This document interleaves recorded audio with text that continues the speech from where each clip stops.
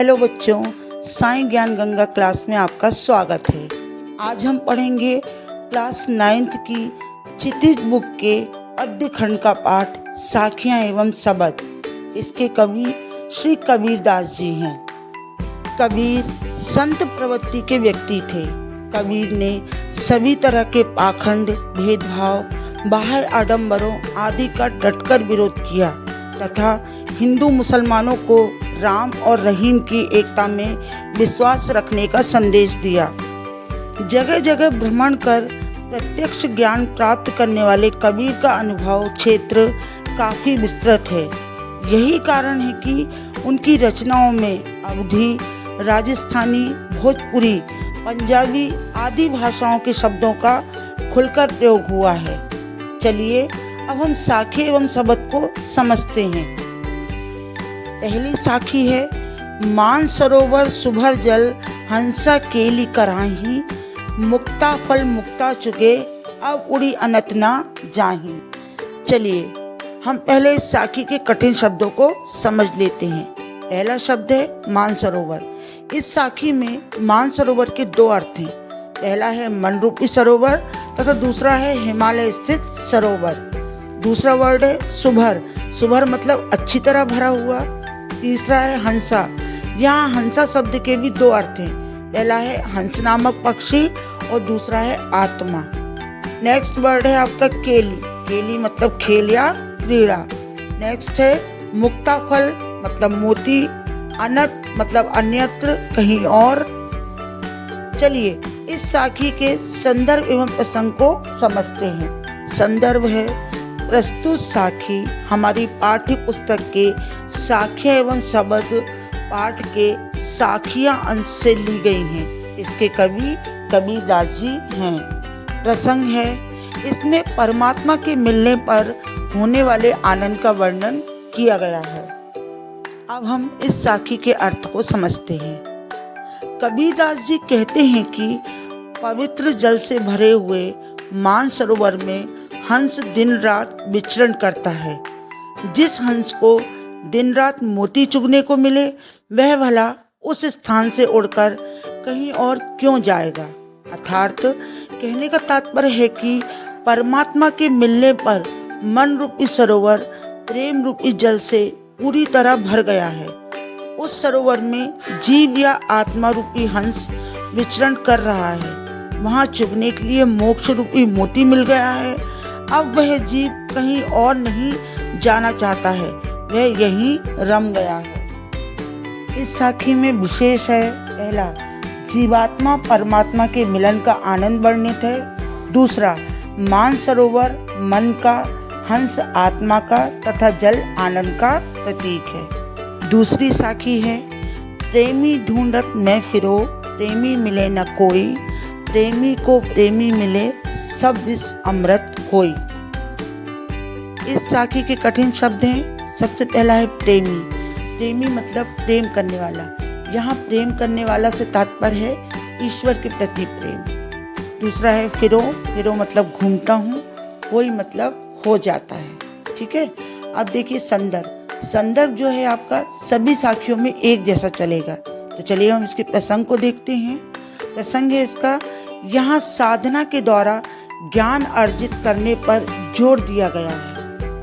चलिए इस साखी के अर्थ को समझते हैं। अर्थ है इसका, कवि कहते हैं कि मैं इस संसार में सच्चे प्रेमी को तलाश करता घूम रहा हूँ, परंतु मुझे कोई भी सच्चा प्रेम करने वाला नहीं मिल पा रहा है। परंतु जब मुझे वह सच्चा प्रेमी मिला तो मेरे सभी पाप पुण्य में बदल गए। वासनाएं दूर हो गईं तथा बुरी भावनाएं समाप्त हो गईं। इन सभी बुरी एवं दूषित भावना के दूर होने से मन अमृत के समान पवित्र हो गया है। इस साखी में विशेष है, सबसे पहला सच्चे प्रेम के महत्व को बताया गया है। दूसरा परमात्मा के सच्चे प्रेम से मनुष्य के मन के सभी दोष मिट जाते हैं। तीसरा है अनुप्रास अलंकार एवं दोहा छंद है। चौथा है सरल सुबोध भाषा का प्रयोग हुआ है। तीसरी साखी है, हस्ती चढ़िए ज्ञान को सहज दुलीचा डारी, सौन रूप संसार है भूकंदे झक मारी। इस साखी के कठिन शब्द हैं। सबसे पहला है हस्ती। हस्ती का मतलब है हाथी। सहज मतलब प्राकृतिक या स्वाभाविक। दुलीचा मतलब कालीन। स्वान मीन्स कुत्ता। भूकंदे मतलब भौंकने दो। झक मारी मतलब समय बर्बाद करना। प्रसंग है, यहाँ साधना के द्वारा ज्ञान अर्जित करने पर जोर दिया गया है। चलिए अब इसके अर्थ को समझते हैं। कबीरदास जी कहते हैं कि प्राणी को आसन बिछाकर सहज साधना से ज्ञान प्राप्त करना चाहिए, ज्ञानी बनना चाहिए। यह संसार तो कुत्ते की तरह है, इसके भौंकने या बकवास करने की चिंता करना व्यर्थ है। यह थककर अपने आप चुप हो जाएगा। जिस प्रकार हाथी किसी की परवाह किए बिना अपनी सहज स्वाभाविक चाल से चलता रहता है, उसी प्रकार सत्य के साधक को संसार की चिंता किए बिना अपने सहज मार्ग पर चलते रहना चाहिए। चलिए इस साखी में विशेष है, सबसे पहला ज्ञानार्जन पर बल दिया गया है। दूसरा है संसार को कुत्ते की तरह व्यर्थ भौंकने वाला कहा है।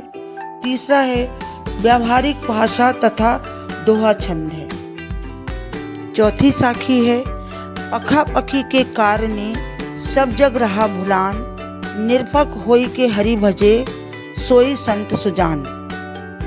इस साखी के कठिन शब्द हैं। सबसे पहला है पखा पखी मतलब पक्ष और विपक्ष। कारणे मीन्स कारण। भुलान मतलब भूला हुआ। निरपक मतलब निष्पक्ष। भजे मतलब भजन या स्मरण करना। सोई मतलब वही। सुजान चतुर ज्ञानी या सज्जन। इस साखी का प्रसंग है। इस साखी में बताया गया है कि पक्ष विपक्ष के झंझट से दूर रहने वाले प्राणी ही श्रेष्ठ होते हैं। चलिए अब इस साखी के अर्थ को समझते हैं। अर्थ है इसका, पक्ष और विपक्ष के कारण यह समस्त संसार भ्रम में पड़ा है, जिसके कारण पूरा संसार भक्ति के वास्तविक मार्ग को भूल गया है। यदि हमें सच्ची भक्ति प्राप्त करनी है तो पक्ष विपक्ष के इस दलदल से मुक्त होना होगा। जो भक्त निष्पक्ष होकर हरि अर्थात भगवान का भजन करता है, सच्चे अर्थों में वही संत ज्ञानी कहलाता है। भक्ति के सही मार्ग पर तर्क वितर्क पक्ष विपक्ष का कोई स्थान नहीं है। इस साखी में विशेष है, सबसे पहला संसार में पक्ष विपक्ष ने भ्रम फैला रखा है। दूसरा है ईश्वर का भजन करने पर बल दिया गया है। तीसरा है अनुप्रास अलंकार एवं दोहा छंद है। पांचवी साखी है हिंदू मुआ राम कही मुसलमान खुदाई, कहे कबीर सो जीवता जो दुहू के निकट ना जाए। इस साखी के कठिन शब्द हैं। सबसे पहला है मुआ।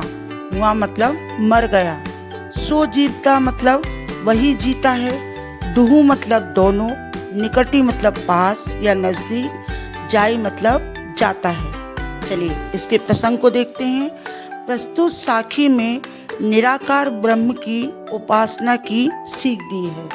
इस साखी का अर्थ है निराकार ब्रह्म की उपासना की सीख देते हुए कबीरदास जी कहते हैं कि हिंदू राम का जाप करते हुए तथा मुसलमान खुदा की बंदगी करते हुए मर मिटे तथा आने वाली पीढ़ी के लिए कट्टरता छोड़ गए। वास्तव में राम और खुदा तो एक ही हैं। कवि के अनुसार जो राम और खुदा के चक्कर में ना पड़कर प्रभु की भक्ति करता है, वही सच्चे रूप में जीवित है। इस साखी में विशेष है, सबसे पहला प्रस्तुत साखी में धार्मिक अंधविश्वास पर प्रहार किया गया है। दूसरा है व्यावहारिक भाषा का प्रयोग किया गया है। छठी साखी है कावा फिरी काशी भया राम ही भया रहीम, मोट चून मैदा भया बैठी कबीरा जीव। इस साखी के कठिन शब्द हैं। सबसे पहला है काबा। काबा मतलब मुसलमानों का पवित्र तीर्थ स्थान। काशी हिंदुओं का पवित्र तीर्थ स्थल। भया मतलब हो गया है। मोट चून मतलब मोटा आटा। जीव मतलब भोजन करना।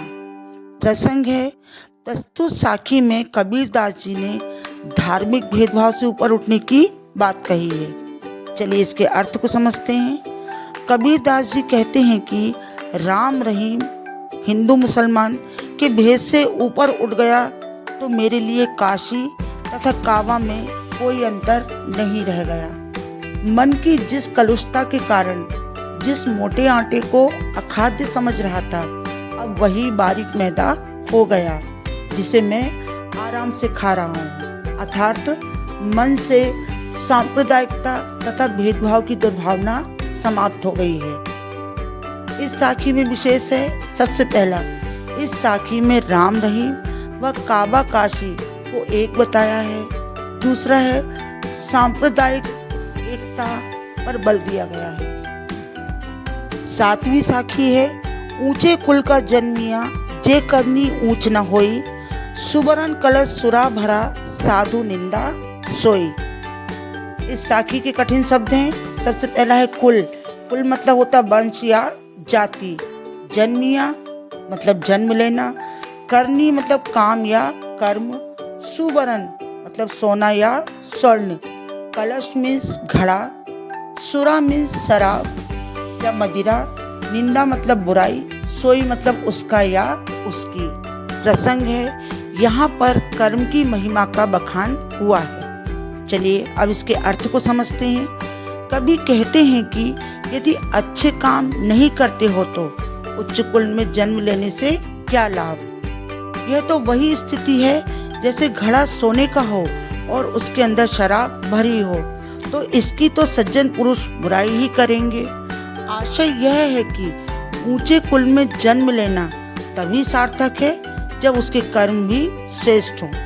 इस साखी में विशेष है, सबसे पहला कर्म का महत्व बताया गया है। दूसरा है, व्यावहारिक भाषा का प्रयोग किया गया है। तीसरा है, अनुप्रास अलंकार एवं दोहा छंद का प्रयोग है। चलिए साखियां तो कंप्लीट हो चुकी हैं, अब हम शब्द के अर्थ को समझते हैं। आपका पहला शब्द है, मोको कहाँ ढूंढे बंदे मैं तो तेरे पास में, ना मैं देवल ना मैं मस्जिद ना काबे कैलाश में, ना तो कोने क्रिया कर्म में ना ही योग वैराग में, खोजी होए तो तुरते मिले हूँ पल भर की तलाश में, कहे कबीर सुनो भाई साधो सब श्वासों की श्वास में। इसके कठिन शब्द हैं। सबसे पहला है बंदे। बंदे मतलब व्यक्ति या मनुष्य। देवल मीन्स मंदिर। काबे मीन्स काबा मुसलमानों का पवित्र तीर्थ स्थल। कैलाश मतलब कैलाश पर्वत भगवान शंकर का निवास स्थान। क्रिया कर्म मनुष्य द्वारा ईश्वर की प्राप्ति के लिए किए जाने वाले कर्मकांड। वैराग मतलब संन्यास। खोजी मतलब खोजने वाला साधन। देखिए अब शब्द का संदर्भ चेंज हो जाएगा, तो इसका संदर्भ है, प्रस्तुत शब्द हमारी पाठ्य पुस्तक के साखे एवं शब्द पाठ के शब्द अंश से लिया गया है। इसके कवि कबीरदास जी हैं। प्रसंग है, प्रस्तुत शब्द में बताया गया है कि प्रत्येक श्वास में विद्यमान परमात्मा को बाहर खोजना व्यर्थ है। चलिए अब इसके अर्थ को समझते हैं। कबीरदास जी कहते हैं कि परमात्मा को कहीं भी बाहर खोजने की आवश्यकता नहीं है, वे हर जीव के पास ही रहते हैं। परमात्मा ना तो मंदिर में है और ना वे मस्जिद में निवास करते हैं। वे किसी धार्मिक क्रियाकर्म आदि से भी प्राप्त नहीं होते हैं, ना योग साधना अथवा वैराग्य से उनको पाया जा सकता है। यदि कोई सच्चे मन से तलाश करे तो ईश्वर तुरंत मिलते हैं, वे तो एक पल की खोज में ही मिल जाते हैं। कबीरदास जी कहते हैं कि हे सज्जनों, तुम यह जान लो कि ईश्वर तो हर प्राणी की श्वास में है, उन्हें बाहर खोजने की आवश्यकता नहीं है। इस शब्द में विशेष है, सबसे पहला, हर श्वास में रहने वाले ईश्वर को बाहर खोजना व्यर्थ है। दूसरा है, सरल सुबोध भाषा का प्रयोग किया गया है। तीसरा है, अनुप्रास अलंकार एवं दोहा छंद है। दूसरा शब्द है, संतो भाई आई ज्ञान की आंधी रे, भ्रम की टाटी सवे उड़ानी, माया रहे न बांधी, हित चित की दोय थूनी गिरानी, मोह बलिंडा टूटा, तृष्णा छानी परी घर उपारी, कुबद्धी का भांडा फूटा, जोग जुगति करी संतो बांधी, निर्चु चुबे न पानी, कूड़ कपट काया का निकस्या, हरि की गति जब जानी, आंधी पीछे जो जल बूठा, प्रेम हरि जन भीना, कहे कबीर भान के प्रगटे, उदित भया तम खीना। इसके कठिन शब्द हैं। सबसे पहला है ज्ञान मतलब ज्ञान, टाटी मतलब छप्पर या बांस आदि की पट्टियों से बनी झोपड़ी, उड़ानी मतलब उड़ जाना, हित चित मन और हृदय, थूनी मतलब छप्पर जिस खम्भे पर टिका होता है, बलिंडा मतलब बल्ली जो छत पर बांधी जाती है, निर्चु मतलब थोड़ा भी, भान मतलब सूर्य, तम मीन्स अंधेरा, खीना मतलब क्षीण होना। प्रसंग है यहाँ जीव की ज्ञान प्राप्ति के पश्चात के आनंद का वर्णन हुआ है। चलिए अब इसके अर्थ को समझते हैं। कवि कहते हैं कि हे संतों, मेरे हृदय में ज्ञान की आंधी आ गई है। ज्ञान की आंधी आते ही मेरे मन की शंकाओं रूपी छप्पर उड़ गया है। आशय यह है कि ज्ञान प्राप्त होने पर कुबुद्धि मन नहीं भटक पा रही है, दुर्बुद्धि के षड्यंत्रों का भेद खुल गया है। अब सज्जन पुरुषों ने योग साधना की युक्तियों से जीवन के छप्पर को अच्छी तरह बांधकर तैयार कर लिया है। अब इससे माया मोह का पानी नहीं टपकेगा, अर्थात अब हृदय में माया मोह नहीं जगेगा। अब शरीर के अंदर का वासना रूपी छल कपट निकल गया है। अब ज्ञानवान होकर जीव ने ईश्वर की स्थिति को जान लिया है। ज्ञान रूपी आंधी के बाद जो परमात्मा रूपी प्रेम के जल की वर्षा हुई है, उससे भक्त पूरी तरह भीग गया है। उसे ईश्वर प्राप्ति का आनंद मिल गया है। कबीरदास जी कहते हैं कि ज्ञान रूपी सूर्य के प्रकट होते ही अज्ञान रूपी अंधकार समाप्त हो गया है। अब अज्ञान जीव को प्रभावित नहीं कर पा रहा है। इस शब्द में विशेष है पहला, अज्ञानी जीव की ज्ञान प्राप्ति की अवस्था के आनंद का वर्णन हुआ है। दूसरा, अनुप्रास अलंकार का प्रयोग है। मैं आशा करती हूँ बच्चों कि आपको मेरा साखी एवं शब्द का ये वीडियो अच्छी तरह से समझ में आया होगा। धन्यवाद।